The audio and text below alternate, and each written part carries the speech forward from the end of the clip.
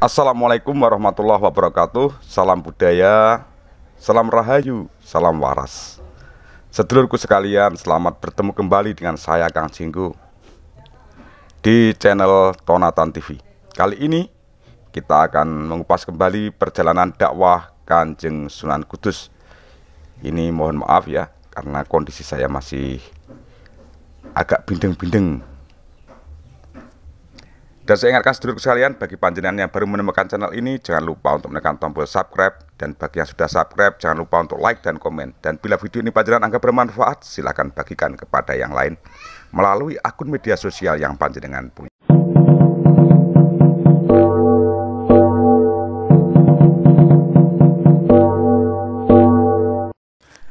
Sedulurku sekalian, dibanding para wali penyebar Islam lain, Sunan Kudus menuntut ilmu tidak cukup banyak ditulis oleh sumber historiografi lokal. Raden Jakfar Shodiq dalam cerita tutur dikisahkan belajar ilmu kepada ayahnya, yaitu Raden Usman Haji atau Sunan Ngudung. Selain berguru kepada ayahnya, Raden Jakfar Shodiq juga dituturkan berguru kepada seorang ulama, Kiai Tlingsing. Menurut kisah, Kiai Tlingsing ini adalah seorang Cina Muslim yang kedatangannya ke Pulau Jawa dikaitkan dengan kunjungan Laksamana Cheng Ho. Sebagaimana disebutkan dalam sejarah, kedatangan Laksamana Cheng Ho ke Pulau Jawa selain untuk mengadakan tali persahabatan, juga menyebarkan agama Islam melalui anak buahnya yang ditinggalkan di sejumlah daerah. Menurut cerita Tlingsing, tinggal di sebuah daerah subur yang terhampar di antara sungai Tanggulangin dengan sungai Juwana sebelah timur. Desa kediaman Kiai Tlingsing itu disebut Desa Tajuk. Kiai Tlingsing telah dikenal oleh penduduk sekitar sebagai seorang Cina Muslim yang alim, giat berdakwah menyebarkan ajaran Nabi Muhammad SAW. Kiai Tlingsing bukan hanya mengajarkan agama Islam, melainkan juga mengajari penduduk ilmu pertukangan dan seni mengukir. Cerita tutur mengisahkan pada suatu hari, karena Kiai Tlingsing sudah lanjut usia, ia ingin mencari penggantinya. Lalu Kiai Tlingsing dikisahkan berdiri di depan rumahnya sambil menengok ke kanan dan ke kiri seperti mencari seseorang.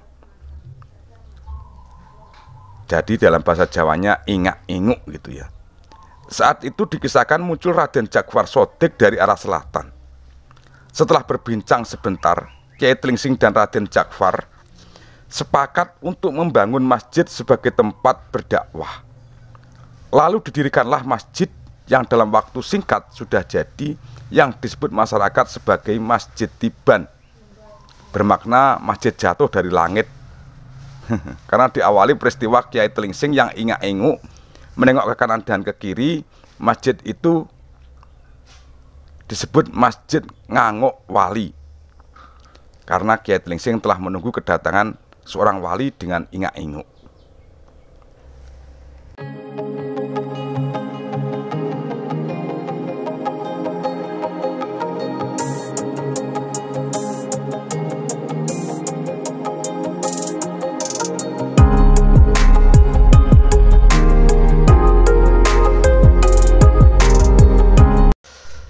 Sekalipun dalam masyarakat memiliki cerita tutur tentang asal mula nama Masjid Nganguk yang dibikin Kiai Tlingsing dan Sunan Kudus, namun kata nganguk sendiri lebih masuk akal dikaitkan dengan makna tenang, tidak terganggu suara apapun.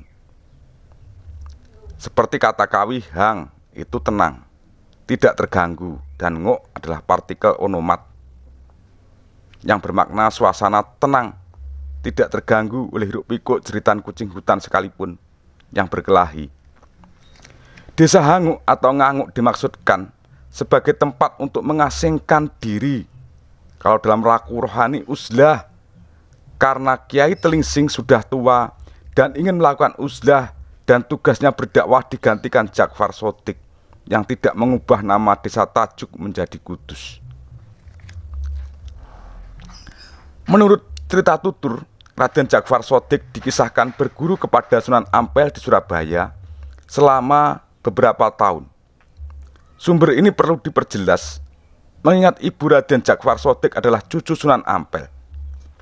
Sehingga tidak mungkin generasi seangkatan Raden Djafar Shodiq masih berguru kepada Sunan Ampel yang menurut sumber historiografi sudah wafat pada tahun yang setara dengan tahun 1403 Saka atau dikonversi sama dengan 1481 Masehi. Ulama Ngampel leno masjid. Yang lebih masuk akal, Raden Djafar Shodiq memang belajar ke Ampel Denta di Surabaya, tetapi kepada penerus Sunan Ampel.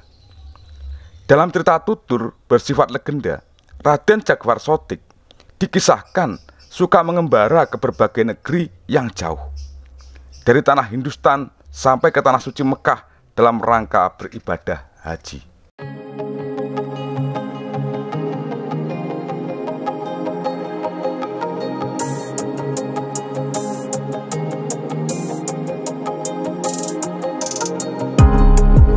Sedulurku, sebagaimana pendekatan dakwah yang dilakukan para wali penyebar Islam pada akhir abad ke-15 dan awal abad ke-16, yang menggunakan pendekatan yang sesuai dengan firman Allah dalam surat An-Nahl 125, yang artinya hendaknya engkau mengajak orang ke jalan Allah dengan hikmah, dengan peringatan yang ramah tamah, serta bertukar pikiran dengan mereka melalui cara yang sebaik-baiknya.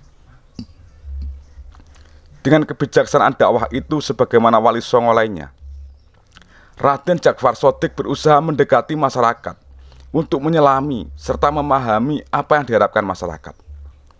Dan dalam hal dakwah langsung ke tengah masyarakat, Raden Djafar Shodiq banyak memanfaatkan jalur seni dan budaya beserta teknologi terapan yang bersifat tepat guna yang dibutuhkan masyarakat. Dalam perimbuan milik Profesor KHR Muhammad Adnan sebagai anggota Wali Songo, Raden Djafar Shodiq dalam menjalankan dakwahnya mendapat tugas memberi bimbingan dan keteladanan kepada masyarakat. Dituliskan Kanjeng Susunan Kudus Hamewahi dapuripun dedamel waos duwung sapunanggalanipun. Artinya ini Sunan Kudus mempergunakan alat-alat pertukangan yang berguna untuk bekerja membuat keris pusaka dan sejenisnya, menyempurnakan perkakas pandi besi, menyempurnakan perkakas untuk tukang emas, menyusun peraturan perundang-undangan yang bisa diterapkan sebagai produk hukum di pengadilan. Usaha Raden Djafar Shodiq menyempurnakan alat-alat pertukangan berhubungan dengan perbaikan teknik, membuat keris pusaka, kerajinan emas, pandi besi, dan tentunya pertukangan, tampaknya memberikan pengaruh dalam arsitektur yang berkembang di tengah masyarakat Kudus dan sekitarnya. Bangunan rumah Kudus yang sampai sekarang dianggap sebagai bangunan khas Kudus, tampaknya arsitekturnya berkembang pada masa Sunan Kudus.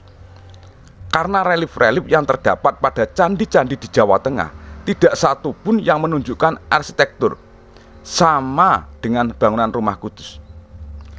Bangunan Menara Kudus, bangunan Menara Masjid Kudus dan lawang kembar Masjid Kudus menunjukkan kompromi arsitektur Islam dengan arsitektur setempat yang berciri Hindu. Perpaduan kompromis kedua jenis bangunan itu, Menara Kudus, Menara Masjid Kudus dan lawang kembar. Masjid Kudus setidaknya diabadikan dalam cerita legenda yang menyatakan bahwa Sunan Kudus membawa masing-masing bangunan itu dalam bungkus sapu tangan. Menara dibawa dari tanah Arab, sedangkan lawang pintu kembar tersebut dibawa dari Majapahit. Perpaduan unsur Islam dengan unsur lokal yang dilakukan Raden Djafar Shodiq tampak pula pada cerita legenda yang mengaitkan tokoh Sunan Kudus dengan pelarangan masyarakat untuk menyembelih dan memakan daging sapi, hewan yang dimuliakan dan dihormati orang-orang beragama Hindu. Ada kisah menuturkan bahwa suatu saat Sunan Kudus dalam perjalanan dakwahnya tersesat di daerah lembah berhutan-hutan dan kehilangan jalan. Setelah berputar-putar sampai sore, Sunan Kudus mendengar suara genta yang ternyata berasal dari sekawanan sapi sedang berjalan. Sunan Kudus lalu mengikuti sapi-sapi itu berjalan sampai ke sebuah desa. Oleh karena merasa berutang budi kepada sapi-sapi itu, Sunan Kudus lalu mewanti-wanti penduduk untuk tidak memakan daging sapi. Bahkan saat Idul Kurban pun dikisahkan yang disembelih Sunan Kudus bukan sapi melainkan kerbau. Demikianlah hingga saat sekarang daerah Kudus tidak ditemukan penduduk yang menjual makanan terbuat dari daging sapi dengan alasan tidak berani melanggar pantangan dari Sunan Kudus.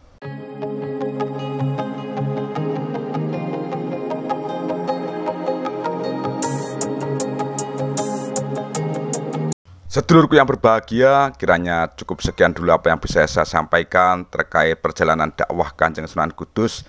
Ada kurang dan ada lebih, saya mohon maaf yang sebesar-besarnya. Triring ungkapan ono rino ono opo ono awan ono pangan. Salam budaya, salam rahayu, salam waras. Wassalamualaikum warahmatullahi wabarakatuh.